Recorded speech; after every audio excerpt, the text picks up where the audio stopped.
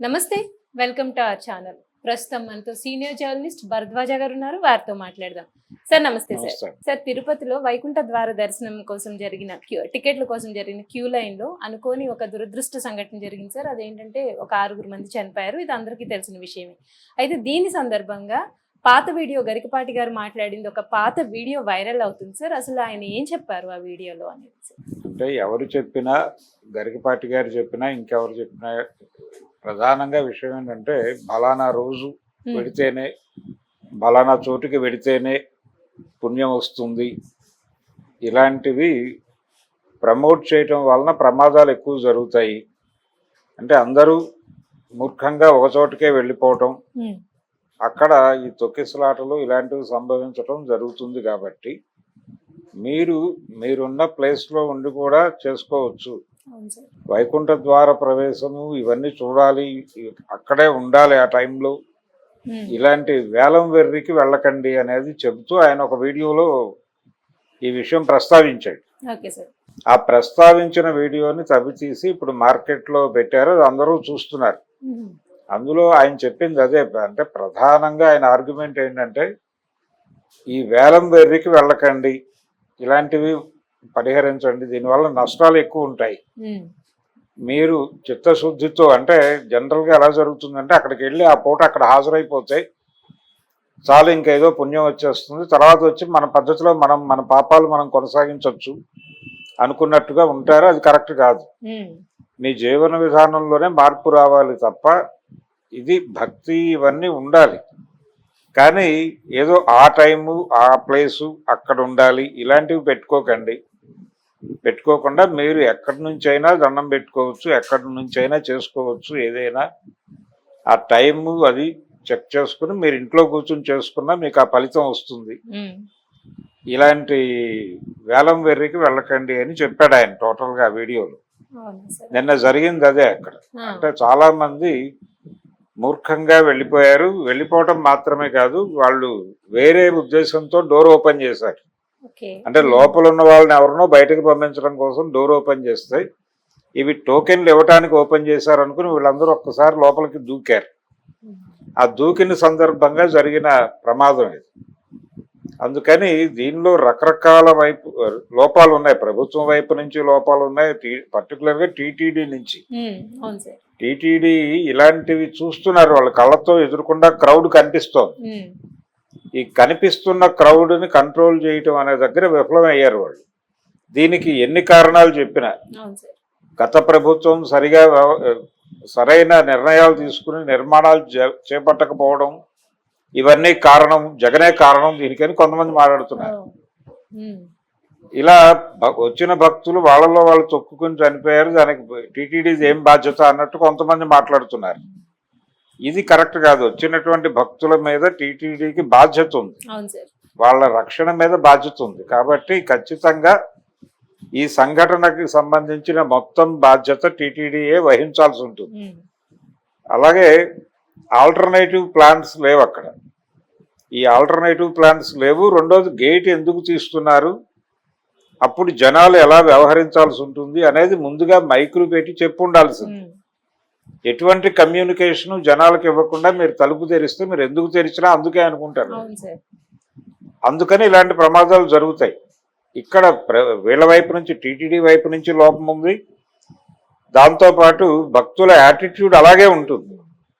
ఇప్పుడు గరికపాటి గారు చెప్పినా వీళ్ళు మారరు, ఎవరు చెప్పినా మారరు. గరికపాటే కాదు, చాలామంది చెప్పారు, చాలామంది ప్రవచనకారులు, చాలామంది రచయితలు ఈ మాట చెప్పారు. మీరు ఉన్న చోట కూర్చుని కుదురుగా జపమో తపమో చేసుకొని రోజు ఆ దైవం వైపు ఒక దృష్టి పెట్టండి, చాలా మించి ఏం చేయక్కర్లేదు. మీరు అవకాశం ఉంటే పుణ్యక్షేత్రాలకు వెళ్ళండి, అంతే తప్ప ఈ టైంకి బలానా చోట ఉండాలి ఇలాంటి ప్రోగ్రాంలు అక్కర్లేదు. దీని మీద ఎక్కువ రిస్క్ చేసే ప్రయత్నం చేయకండి అని చాలామంది రాశారు. రెండోది, ఈ వ్యామోహం ఉండకూడదు. నిజానికి భక్తి అనేది ఆధ్యాత్మికత అనుకుంటే ఈ వెంపర్లాటం అనేది ఉండకూడదు. ఈ టైంకి ఇక్కడ ఉంటే మనకు కొంచెం పుణ్యం వచ్చేస్తుంది, ఆ తర్వాత ఎన్ని పాపాలు చేసినా పర్వాలేదు అన్నట్టు వ్యవహరిస్తున్నారు అనేది ఆయన ప్రధానమైన అభిప్రాయం. బయట జరిగేది కూడా అదే. అంటే సినిమా టికెట్లకు ఎగబడినట్టుగా దీనికి కూడా ఎగబడటం అనేది జరుగుతోంది. ఈ ఎగబడటం అనే దానిలో మనిషిలో ఆధ్యాత్మికత అలవడినటువంటి మనిషిలో ఉండేటువంటి ప్రశాంతత పోతుంది. పోయి పక్కవాడి కంటే ముందు నేను వెళ్ళి సంపాదించాలి ఆ టోకెను. ఇద్దరు ముగ్గురిని నెట్టేసైనా ఇద్దరు ముగ్గురిని కొట్టైనా సరే మనం ఆ టోకెన్ సంపాదించాలి అంటంలోనే వీళ్ళ బిహేవియర్లోనే తేడా ఉంది. అందుకని ఇలాంటి భక్తులు తయారవుతున్నారు. ఇది ఒక ఉన్మాద పరిస్థితి. ఆ ఉన్మాద స్థితిలో ఉంటారు వాళ్ళు అనే జ్ఞానం వాళ్ళకు ఉండాలి, టీటీడీకి ఉండాలి. ఈ ఉన్మాద స్థితిలో ఉన్న వాళ్ళని మనం హ్యాండిల్ చేస్తున్నామని నిరంతరం అనుకోవాలి. వాళ్ళు అనుకోకపోవడం వల్ల ఇలాంటి ప్రమాదాలు జరుగుతాయి. ఇదే విషయం ఆయన పద్ధతిలో ఆయన చెప్పాడు గరికపాటి. కాకపోతే ఇప్పుడు ఇది వైరల్ కావటం వెనకాల గత 15 రోజుల నుంచి ఒక వివాదం నడుస్తోంది ఆయన పర్సనల్ జీవితంలో. ఈ వివాదం నడుస్తున్నటువంటి సందర్భంగా ఆయన కుటుంబ వివాదం అది. ఆ కుటుంబ వివాదం నడుస్తుండగా ఆయన పేరు నలుగురిలో నానుతోంది. వారు ఆ రోజే చెప్పారు అని ఎప్పుడైతే ఈ వీడియో పెట్టారో ఇది ప్రతి ఒక్కరూ చూసేసే ప్రయత్నం చేస్తున్నారు వాంటెడ్గా. ఏం చెప్పాడో ఒకవేళ వారు ఆనాడే చెప్పారు అని పెడుతున్నారు. పెట్టగానే ఏ విషయం చెప్పాడు, ఒకవేళ ఈ వివాహము ఈ గొడవకు సంబంధించి ఏమైనా మాట్లాడాడు గతంలో అని కూడా చాలా మంది వాచ్ చేస్తున్నారు. దాన్ని దీంతో లింక్ చేసుకుని ఫార్వర్డ్ చేస్తున్నారు. అలా దాని వ్యూస్ పెరిగిపోతున్నాయి. కాబట్టి ఇదొక గొడవ. గరికపాటి గారు చెప్పింది ప్రపంచానికి అర్థం చేయించటం కోసం వాళ్ళు ఎవరో పుష్ చేసి ఉంటారు మొదట. ఆ పుష్ చేసింది ఈ వాతావరణం ఉంది కాబట్టి అది అల్లుకుపోతుంది. అట్లా వైరల్ అయింది ఆ వీడియో. ఈ రెండు కలిసి రావటం అనేది గరికపాటికి కలిసి వచ్చిన అదృష్టం లాంటిది, ఆ వీడియో వైరల్ కావటం అనేది. సో మళ్ళీ ఒకసారి ఆయన జనంలో సర్క్యులేట్ అయ్యాడు ప్రవచనకారుడిగా. ఇంకా ప్రవచనాలు చెప్పడం ఆయన మానేస్తాడు అని చాలా మంది జ్యోతిష్యం చెప్తున్నారు. ఈ జరిగినటువంటి దాడులో రీత్యా ఇక ఆయన బయటకు వచ్చి మాట్లాడే పరిస్థితి ఉండదు అని. ఆయనకి మాట్లాడే పరిస్థితి కల్పించడం కోసం కొన్ని పాత వీడియోలే తీసి ఇలా రీమోడల్ చేసి ఆ టైంకి కనెక్ట్ అయ్యేలాగా బయటకు వదిలితే జనాలకు లైవ్ ఫీలింగ్ వస్తుంది. ఆయన్ని నేరుగా చూస్తున్న అనుభూతి కలుగుతుంది. ఈ అనుభూతి స్థిరంగా ఉంది అనుకుంటే ఆయన ఓపెన్ అయి మళ్ళీ వచ్చి ప్రవచనాలు చెప్తారు. అందుకోసం ఒక టెస్ట్ రైడ్గా కూడా ఈ కార్యక్రమం జరిపారేమో అనిపిస్తుంది. ఏదేమైనా ఆయన చెప్పిన దానిలో తప్పేం లేదు. ఆ వీడియోలో ఆయన చెప్పింది కరెక్టే, 100కి 100 రూపాయలు. భక్తితో ఉన్నవాళ్ళు, ఆధ్యాత్మిక జీవితంలో ఉన్నవాళ్ళు కొంత డిటాచ్డ్గా ఉండాలి.